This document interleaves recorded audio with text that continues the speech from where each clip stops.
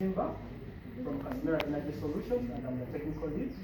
And I'm here to talk about solar energy and the opportunities in solar energy. So solar is basically energy from the sun, and all of us are using solar, whether we know it or we don't know it. But I'm going to be highlighting the way we use solar energy. So solar is divided into two broad categories. We have solar thermal and solar photovoltaic. So solar thermal is a bit ancient. It has been used throughout like the ages of history, because it can be used in like mostly in its raw form. For instance, from drying our clothes and everything, our produce, crops and everything.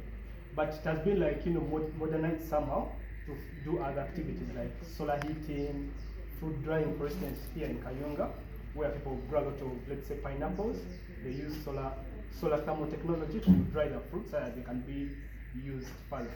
For instance, you may find like a region like Kayonga, they produce like their seasons whereby there's a lot of produce for pineapple, but the market is not sufficient, like take all of them. So what they do, we reduce the water content in their fruit such that they can be stored. When they are dried, then they can be exported or used within the country. So that is one of the ways. Then the other thing about solar thermal is the water heating capacity. And most of you have seen like of late, most hotels are employing what you call water heaters. Water heaters come in various forms. They can have tubular and other forms, but for us, basically use like particular brands which are a bit modernized. For instance, we have like the Calpac brand, that one which has like a backup element. For instance, in seasons of, let's say, where it's raining a lot, they can also incorporate in whatever energy. But they're basically solar powered, and that is all solar thermal. Then the other category under solar thermal, actually when I'm talking about the water heaters, they come in various forms. For instance, they can be used in terms of natural flow, whereby that's a thermosiphon system where you don't need a water pumping system. You just put your system on the roof when you're following like proper orientation. Thereafter, the water flows using gravity. Then you have other systems whereby the water heating system, whereby in case, let's say you want them to be installed on the ground, we employ what we call water pumping, whereby those are called post oscillations. So that is a brief about solar thermal, and I want to kick into what we call photovoltaic system, because that's what most of us know about solar, the PV systems. So this technology is a bit new. It started like in the 1986 there in Germany. That's where like the science started developing it from. And basically, photovoltaic means generating electricity using electricity. Generating electricity using photon energy, that is energy from the sun.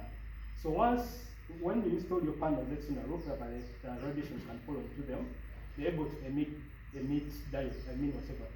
These electrons are the ones which flow into the electric circuit, hence constituting electric flow, hence we have our electricity here. So this photoelectricity, the photovoltaic electricity, can be used in various forms. You can use it for solar street lighting. That is, for instance, you've seen these days most of our highways, like in cities, they are powered by solar street lights. You also have what we call solar lanterns.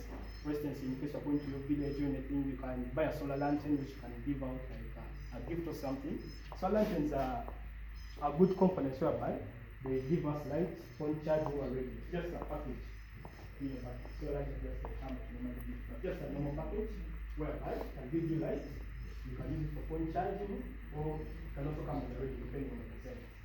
Then also this photoelectric energy, the solar PV, can also be for water pumping. Let's say the irrigation with the field, whereby you set up your own solar system and you buy what we call a DC pump, then you pump water, which can be used for irrigation or for home like storage. In place of you don't have like national water, or you can have national water, but you want to be energy efficient as the government is selling it about. So I want to also jump into like designing the solar PV system. So basically designing, that is design is done by experts or professionals, people who have studied what we call solar systems. It's a complex process and it's also client based. As you see, for instance, if you have a solar system, you come up and let's say, what do I want to power? Do I want to do lighting? Do I want to maybe reduce whatever my Yaka bills, whereby I'll be putting on, let's say, my radio, my TV, the fridge to be running on solar entirely. So you can start an operation without having stable supply of power. And you get to see most of the hospitals, they have what we call power backup systems. But to be efficient, you always encourage people, they're going for these power backup systems, they instead of using electricity to charge the batteries, they use solar systems as a whole, like going green and supporting energy efficiency. So going back to what they call solar system designing, as I said, it starts with the client, like the customer. You engage us and we see how we can test for you. So you tell us what you want, then we advise you accordingly. Then after starting that engagement, what we call a site assessment, then we can sit back, then we come up with the potential solutions that will apply to this. For instance, you may realize the place where you are is not good for whatever solar system because we have to consider the beach and everything. For instance, you may find like this place, like there are a lot of trees and shading this place and a lot of like, you know what? Yes, what a solar system, but you can have like maybe another incorporation about or something. But you have to also connect the environment. First of like a range of solar panels like cover over 80 But now imagine that place like it has like vegetation, so vegetation has to be clear. So you have to make sure like that to be efficient, you have to make sure like that return on whatever that investment is also environmental friendly. That's why we have to sit down and look at all these aspects of energy efficiency, everything before we come up with that design. But let us assume like the place is what is suitable for a solar system. What do? We have like a solar system has various components. We have what we call the solar panels, which most people already see. Then we have other things already what we call a control room for our protection. And most of us maybe don't access them. Maybe there's limited access for our protection. Now we have what we call like an inverter system. We have a charge controller system.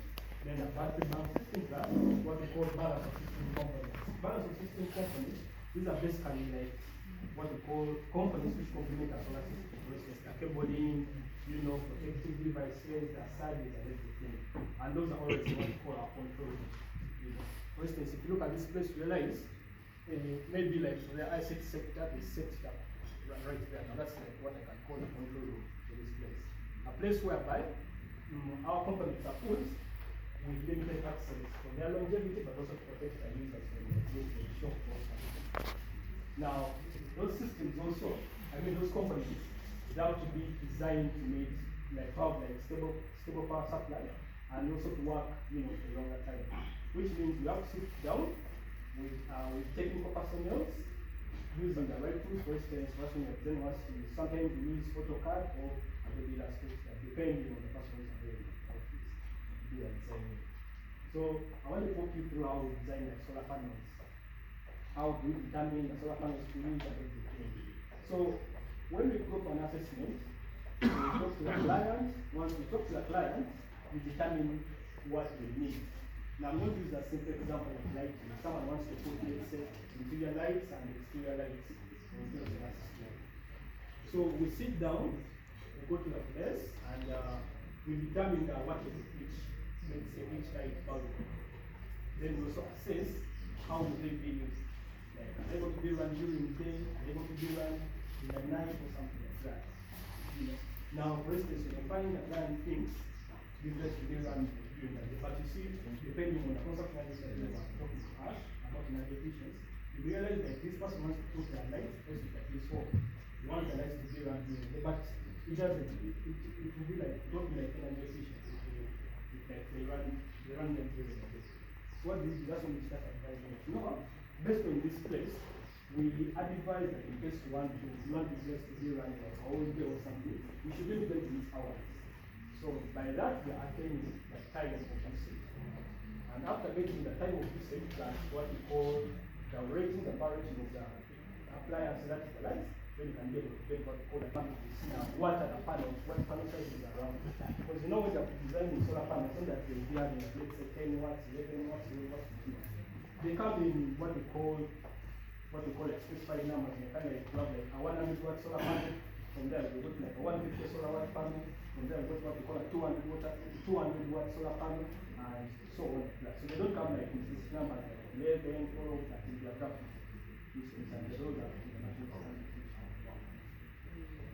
So after getting the suitable panel which is available, now let's say I'm using a 165 watt panel. I go to the market, then I find that it's around that, so that's what I do. Then I also look at the place, let's say that it's location. For instance, we have like Uganda in the kind of in the central region, we receive like 5 peak sunshine hours of the day. Then you go to like places which are deep water, like the Karamoja sub-region. The nearest for them, they might be receiving around 7 hours of like, sufficient sun to meet to call the electric to supply power. So after looking at that, we also look at onto other factors, for instance, like humidity of solar, radiation should be emitted should be going to solar.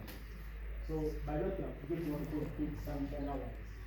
So we get what we call the energy, the daily energy usage. We divide it by what we call the peak sunshine hours, then also the peak sunshine hours. I'm going to do it in this here.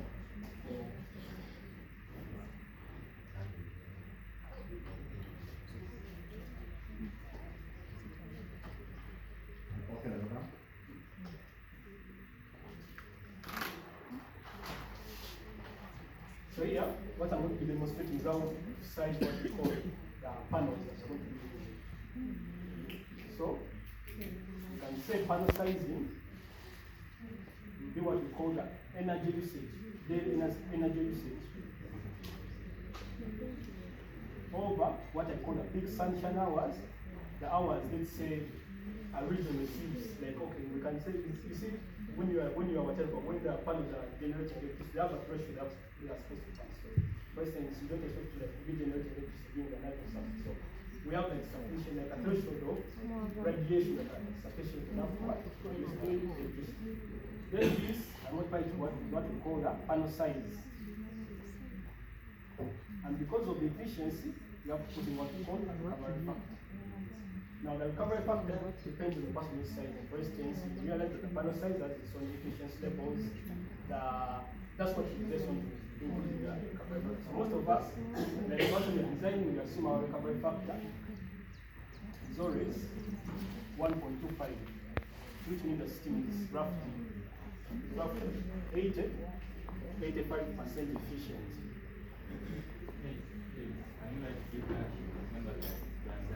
Okay, so about that.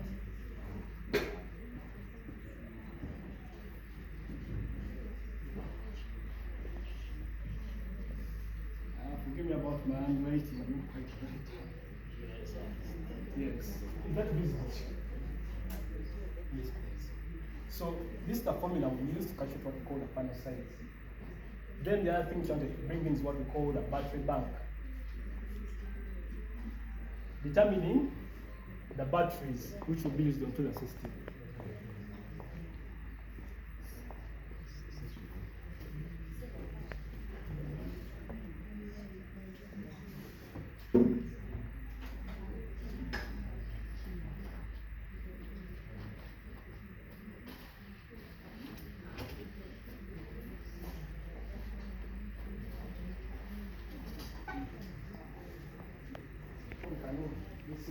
I'm going to talk about the battery bank. Now, how does the battery bank come in?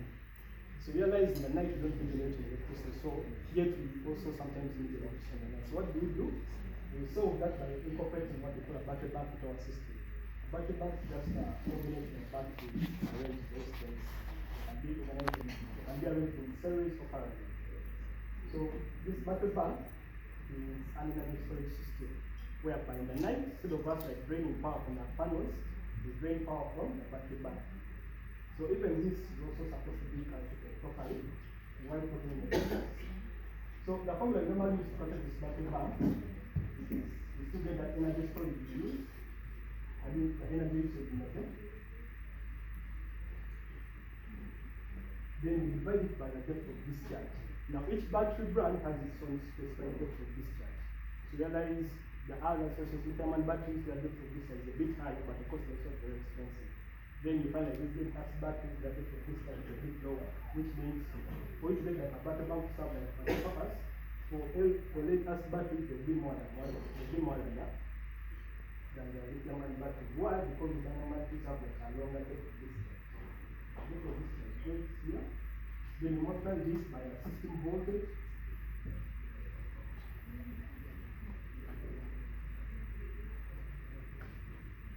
Then we also put in what we call the recovery factor.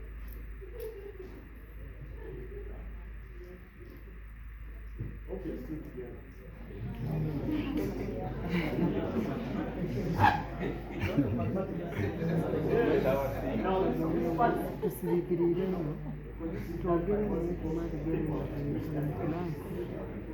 Well, I understand the things was suit for who design. Always you're like telling these people to run a design systems for themselves. However,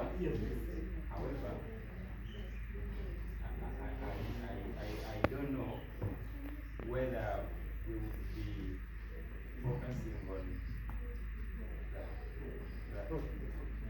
what's called value proposition. The value proposition. What makes it unique? What makes it better? What makes it an alternative for us to enjoy? Me that's how I would love to for everybody to understand. And that kind of Yeah, I well appreciate it because I understand that we all need it, but it may confuse a few of us. So that's what he was trying to. The problem is How about our understanding? How about our understanding? Let me just add on. You see, people might be looking at the math and you think that others are getting confused. It actually can help them. Yesterday, if they had not calculated for us the watts and the usage, and we wouldn't have understood that if I buy a bulb which is 100 watts, I'm actually spending more than when I buy 8 watts. Because it was calculated, we understood. You might think that what this guy is explaining is useless because God before you understand it. Okay, yeah. You said you are getting confused because you know what he's calculating.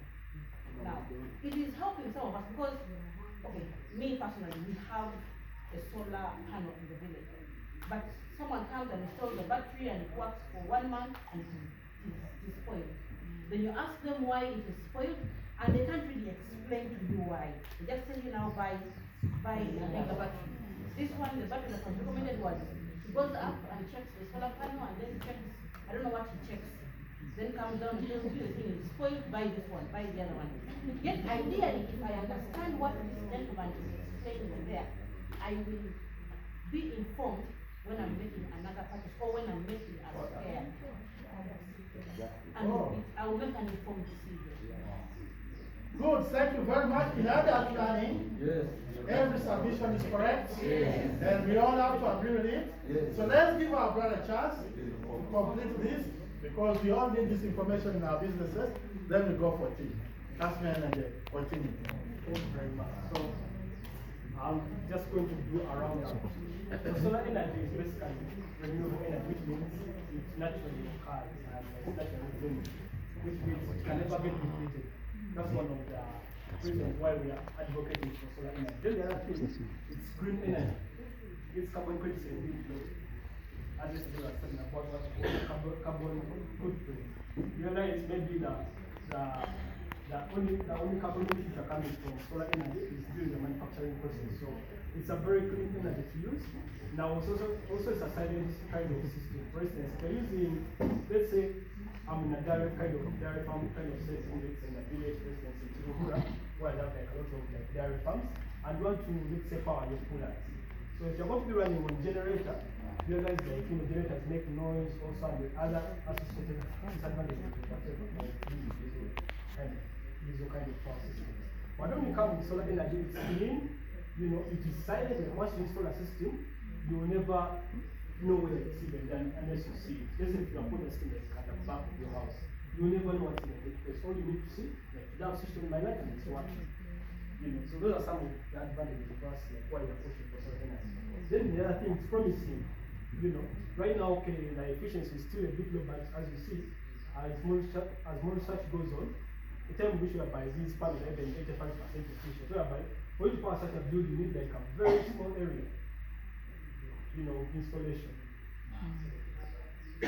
So, in a nutshell, solar energy is the future for us. And I advocate all of you, in case you are able, please go for solar. It's very sustainable and And there's a lot of uptake right now. A lot of people are trained, to do this kind of system, which means what we call the human resources available to do this kind of system. And we are one of the people coming through this kind of potential industry, or venture in this industry. So thank you very much. So my contact is here. You can go ahead, please. Thank you. Actually, I've been looking for solar guide. Yes, please. I've lost, I think, 3 points Yes, in solar charging at home. And I decided not to use it and removed it from my mother's place. Because whenever I go to the village, charge using solar, the following day, my battery is down. The phone is dead. What will be the problem with this? So that comes back to the design. Those are providers who want to protecting devices and everything. So they just give you a switch there but you need to control it. It's not protected. And because of that, that's why I'm just a problem. Very big problem. Yeah, that's why you have to hire like qualified people and people are licensed. Otherwise, you have to go to masquerade as the industry, as the other industry, the public sector and everything. Yes, please. Now, to my side, the sample will actually apply to this. There are types of solars. For example, me, I'm using daylight. Daylight is more digitified. Other solar panels, they need converters. Me, at times, me who's using daylight, this digitified, it saves a lot. Actually, me when I am watching, I'm using it on the lights, watching my TV and this video on, it works for 6 hours. Yet this one with a big battery and a converter on it, it works like for 4 hours to 3 hours. So it comes back to the efficiency of the components. And yet the other is small. So you may realize that the inverter is big, but it dissipates a lot of power and it's saying heat and everything. That's why they started training us. If you go to the market and want to buy something, look at the efficiency. You may have like very big batteries and everything, but the converters or inverters are very inefficient. And you're like losing a lot of power through like heat and other ways how energy is wasted.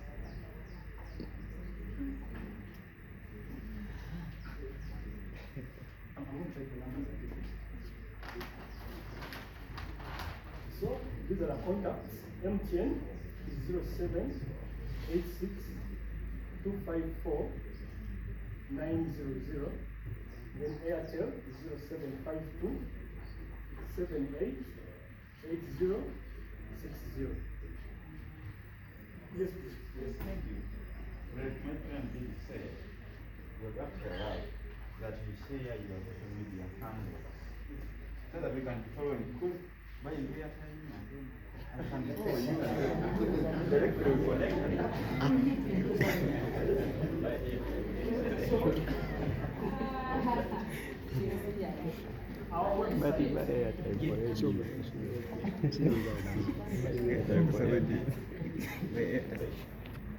Depends on you, the user. What do I mean? And as he was trying to give in the details of what happens when you're using solar. And I am just here to give the elementary information that most people have come into the solar industry and says, for example, I need a 3